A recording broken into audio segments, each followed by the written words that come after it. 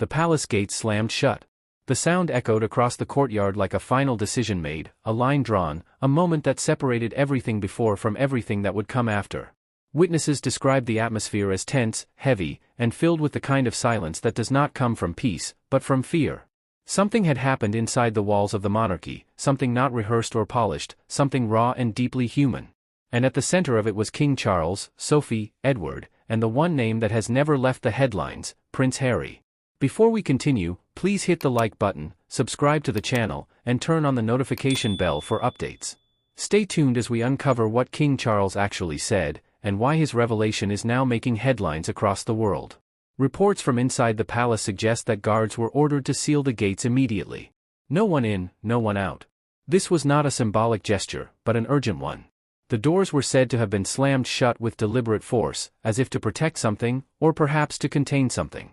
Royal insiders say this moment was the result of days, months, and perhaps even years of pressure building, tension rising, and unresolved conflicts finally reaching a point of no return. Inside one of the private staterooms, King Charles was visibly shaken. Those present described his voice as cracking, trembling, heavy with years of pain and regret. He reportedly rose to his feet, tears in his eyes, and whispered a phrase that left the room stunned. "Oh God? I am sorry. I am so sorry, Harry." These were not the words of a king, but of a father. Not rehearsed, not practiced, not diplomatic. They were real. For years, the world has watched the relationship between King Charles and Prince Harry unravel publicly. Documentaries, interviews, memoirs, and headlines have told a story of betrayal, hurt, distance, and disappointment. But what many never saw was the quiet longing behind the palace walls. The longing of a father who felt he lost his son. And a son who felt he was pushed away from the only home he ever knew. This moment, described by sources as an emotional breaking point, was where the public story intersected with the personal truth. Sophie and Edward, often perceived as two of the quieter and more steady members of the royal family, were said to be the ones who made sure the gates were sealed. Their role was not aggressive, but protective. Royal insiders say Sophie has been one of the few figures who has consistently advocated for healing rather than division. Edward, likewise, has reportedly urged for the family to handle matters privately, away from media spectacle and political maneuvering. The sealing of the gates was symbolic of their approach: keep the noise out, deal with the truth inside. But the emotional apology from Charles was not just a personal admission. Those in the palace say that in that moment, a chilling realization spread throughout everyone present. The future of the crown itself was at stake. The monarchy, an institution built on continuity, stability, and public perception, was facing a fracture that could alter its course for generations. The question was no longer about who was right or wrong, who said what, or who hurt whom. The question was survival. Would the monarchy withstand a family torn apart? For years, the narrative surrounding Harry has been shaped by conflicting voices. Some say he walked away. Others say he was pushed. Some believe he sought freedom. Others believe he was driven by resentment.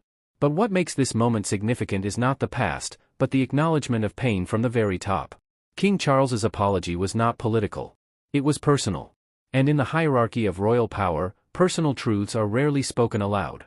Sources say that as Charles spoke, a silence fell over the room. No staff moved. No advisor interrupted. Even those who believed the rift could never be repaired felt something shift. Because in that moment, the image of the crown was no longer golden, polished and untouched. It was human. Flawed, and in need of reconciliation. Yet the chilling truth that spread through the palace did not come only from Charles's apology. It came from the realization that the monarchy cannot move forward divided. The future of the crown depends on unity. The public may love the spectacle and the drama, the news cycle may thrive on controversy, but the monarchy cannot. It must be steady. It must be united. And right now, the fracture is visible to the world. Royal experts believe this moment may mark the beginning of a quiet but significant shift inside the palace. A shift from defending the institution at all costs, to preserving the family that stands at its center. Because without the family, there is no institution. Without healing, there is no future to pass on. This event was not televised. There were no cameras. No official statements have been released. But stories like this do not stay behind closed doors for long. Not because someone leaks details, but because moments of truth are too powerful to remain hidden. They shape decisions, influence public appearances, and determine how history will remember those involved. The question now is what happens next. Does Prince Harry return? Does the royal family take steps toward rebuilding the trust that was lost?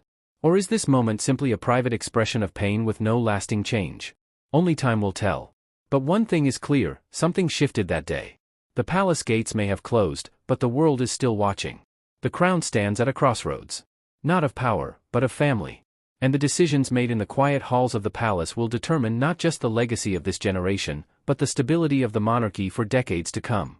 If you want to stay informed as these events continue to unfold, make sure to subscribe to the channel, turn on notifications, and join the conversation in the comments. Your voice matters, your perspective matters, and together we will continue to uncover the truth behind the headlines. Stay tuned.